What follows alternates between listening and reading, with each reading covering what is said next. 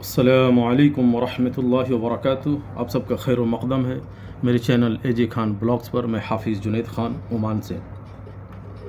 پیارے عزیز بھائیوں، آج چند حدیثیں لے کر آئے ہیں جو بہت ہی پیاری پیاری حدیثیں ہیں، اور مسلمانوں کی مصیبت و بیماری کے بارے میں احادیث کی روشنی میں جب ان کو کوئی پریشانی پہنچتی ہے، کوئی بیماری ہوتی ہے، تو احادیث میں اس معاملے میں کیا بتایا گیا ہے، کیا کہا گیا ہے، وہ حدیث آپ لوگوں کے سامنے رکھتے ہیں کہ حضرت ابو ہریرہ رضی اللہ تعالیٰ عنہ سے روایت ہے کہ رسول اللہ صلی اللہ علیہ وسلم نے فرمایا، جس شخص کے ساتھ اللہ تبارک و تعالیٰ بھلائی کا ارادہ کرتا ہے وہ مصیبت میں گرفتار ہو جاتا ہے۔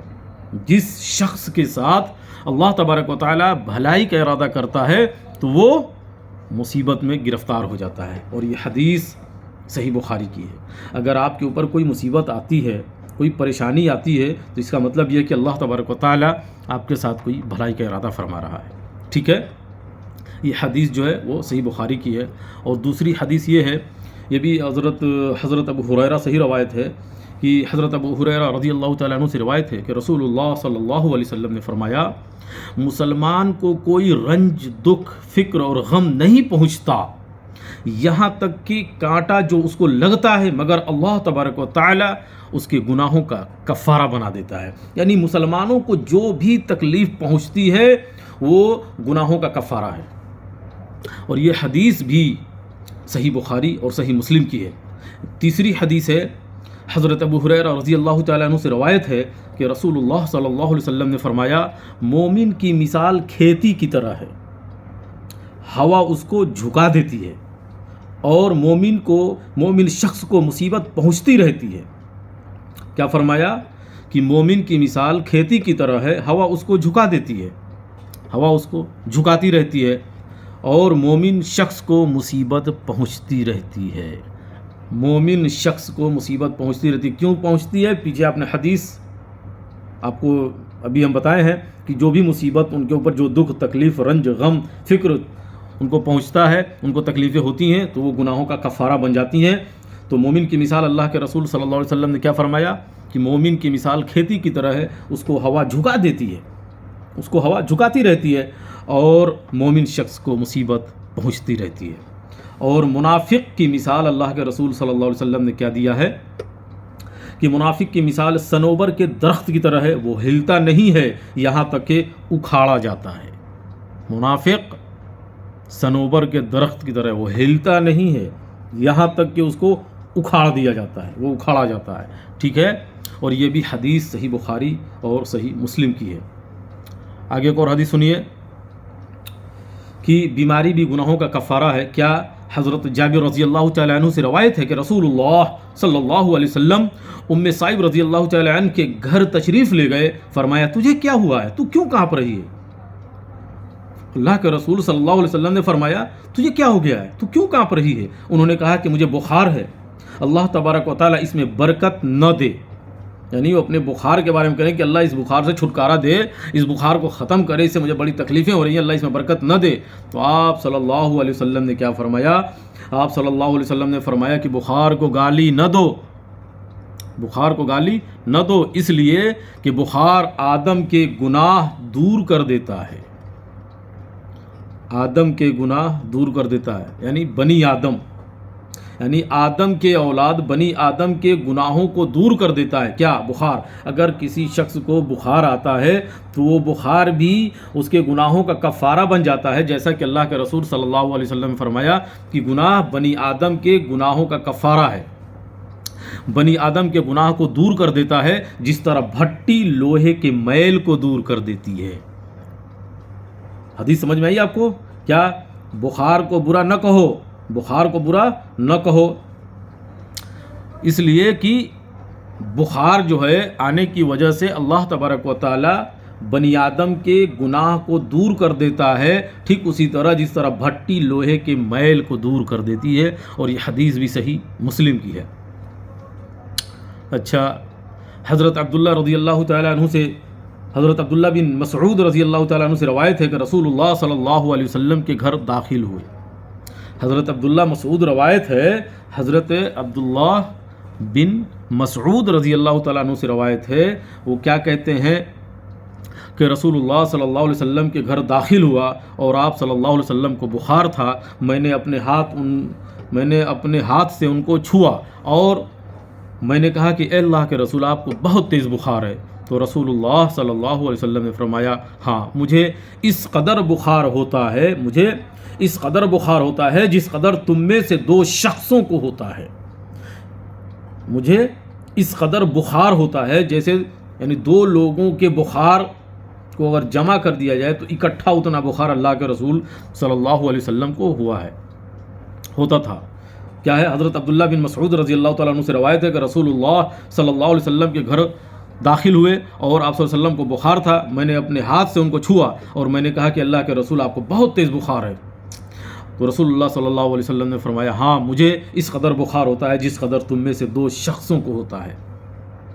بس میں نے کہا اس لیے آپ صلی اللہ علیہ وسلم کو ثواب بھی دگنا ہے، یعنی آپ صلی اللہ علیہ وسلم کو ثواب بھی دگنا ملتا ہے۔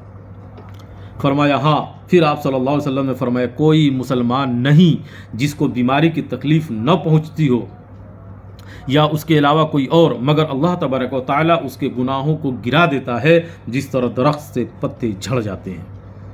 یعنی کوئی بھی ایسا مسلمان نہیں یا کوئی بھی ایسا انسان نہیں، یہ بھی کہہ سکتے ہیں، جس کو بخار نہ ہوتا ہو، جس کو دکھ تکلیف نہ پہنچتی ہو، جس کو رنج و غم فکر اور ملال نہ ہوتا ہو، کسی بھی معاملے میں ان کو تکلیف نہ پہنچتی ہو، تو اللہ کے رسول صلی اللہ علیہ وسلم نے فرمایا کہ مسلمانوں کو جو دکھ تکلیف، جو رنج و غم پریشانی پہنچتی ہے، تو یہ جو پریشانیاں ہیں وہ اس کے گناہوں کا کفارہ بن جاتی ہے، اس کے گناہوں کو دھونے کے لیے وہ پریشانیاں، وہ مصیبتیں، وہ بخار آتا ہے کہ تاکہ اس کے گناہ کم ہو جائے۔ کس طرح کم ہوگا؟ جس طرح درخت کے پتے جھڑ جاتے ہیں اسی طرح بخار آنے کی وجہ سے مسلمان کے گناہ جھڑتے ہیں۔ ٹھیک ہے؟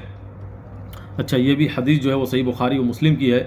آگے جو ہے حدیث سنیے کہ حضرت عائشہ رضی اللہ تعالی عنہا سے روایت ہے، فرمایا، میں نے کسی پر ایسی سخت بیماری نہیں دیکھی جس قدر رسول اللہ صلی اللہ علیہ وسلم پر سخت تھی۔ یعنی ایسی سخت بیماری میں نے آج تک نہیں دیکھی، کسی کے اوپر نہیں دیکھی جس قدر سخت تکلیف اور بیماری اللہ کے رسول صلی اللہ علیہ وسلم کے اوپر حاوی ہو گئی تھی۔ ٹھیک ہے؟ اچھا، بیماری میں بھی اعمال کا ثواب پورا کا پورا ملتا ہے، بیماری میں بھی اعمال کا ثواب پورا کا پورا ملتا ہے۔ حدیث حضرت ابو ہریرہ رضی اللہ تعالیٰ عنہ سے روایت ہے کہ رسول اللہ صلی اللہ علیہ وسلم نے فرمایا، جس وقت کوئی بندہ سفر کرتا ہے یا بیمار ہو جاتا ہے، اس کے لیے اس عمل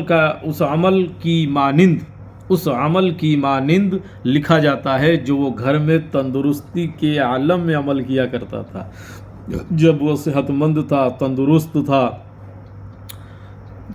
تو بیماری کے عالم میں، سفر میں بھی پریشانی پہنچتی ہے، تو بیماری کے عالم میں اگر کوئی بندہ عبادت کرتا ہے تو اس کو جو ثواب ملتا ہے وہی ملتا ہے جب وہ تندرستی کے عالم میں عبادت کرتا تھا، اور عبادت کرنے کی وجہ سے جو اس کو ثواب ملتا تھا وہی ثواب اس کو ملے گا جو بیماری کے عالم میں اگر وہ عبادت کرتا ہے تو اتنا ہی ثواب ملے گا۔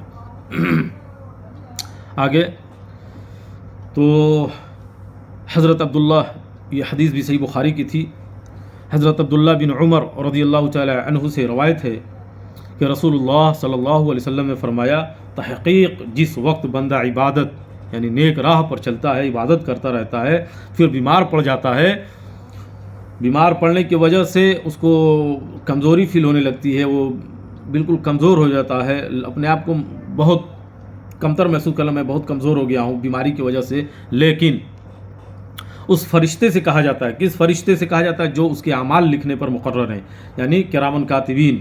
جب بندہ بیمار ہو جاتا ہے، ٹھیک ہے، اور لیکن بیماری کے عالم میں، بیماری کی حالت میں بھی عبادت کرتا ہے اور نیک راہ پر رہتا ہے، صبر کرتا ہے، تو اس کے جو ہے 2 فرشتے جو اس کے کاندھے پر رہتے ہیں، جو اس کے اعمال کو لکھتے ہیں، کرامن کاتبین، ان سے کہا جاتا ہے کہ اس کا عمل اس قدر لکھ جو تندرستی کی حالت میں لکھا کرتا تھا، یعنی ان کو کہا جاتا ہے کہ اس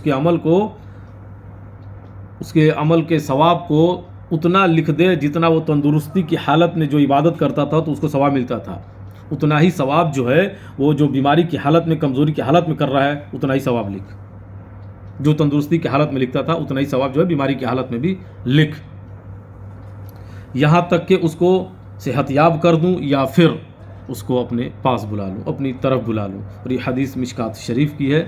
تو اس حدیث سے کیا پتہ چلا کہ اگر کوئی بندہ بیمار پڑ جاتا ہے، بیماری کی حالت میں بھی نیک راہ پر رہتا ہے اور زبان سے غلط چیزیں نہیں نکالتا ہے، گالی گلوچ، بعض لوگ ایسے ہوتے ہیں جو تکلیف پہنچنے پر بہت ساری وحشیانہ اور بہت سارے جو ہے وہ گندے الفاظ اپنی زبانوں سے نکالتے ہیں، لیکن وہ بیماری کی حالت میں بھی گندے الفاظ نہیں نکالتا، نیک راہ پر رہتا ہے، عبادت کرتا ہے، تو اللہ تبارک و تعالیٰ فرشتے کو حکم دیتا ہے، کون سا فرشتہ جو اس کے اعمال کو لکھتے ہیں، ان فرشتوں کو حکم دیتا ہے کہ اس کے اس بیماری کی حالت میں جو عمل وہ کر رہا ہے تو ثواب اس کا وہی لکھ جو تندرستی کی حالت میں کرتا تھا، اور تم اس کو نیکیاں اور ثواب لکھتے تھے، اتنا ہی ثواب جو ہے اس کو بیماری کی حالت میں بھی لکھ، اگر وہ نیک راہ پر رہتا ہے، سیدھے راہ پر رہتا ہے، عبادت کرتا رہتا ہے۔ اور ہے کہ اللہ تعالیٰ کہتا ہے یا تو اس کو میں صحت یاب کر دوں یا پھر اپنی طرف بلا لوں، لیکن ثواب پورا لکھ۔ امید ہے آپ ان ساری حدیثوں سے استفادہ اٹھائیں گے انشاءاللہ تعالیٰ، اور آپ لوگ میرے چینل کو لائک، شیئر، سبسکرائب ضرور کیا کریے، تاکہ ہم اسی طرح آپ لوگوں کے لیے صحیح حدیثیں لے کر آیا کروں اور آپ لوگوں تک پہنچایا کروں۔ السلام علیکم ورحمۃ اللہ وبرکاتہ۔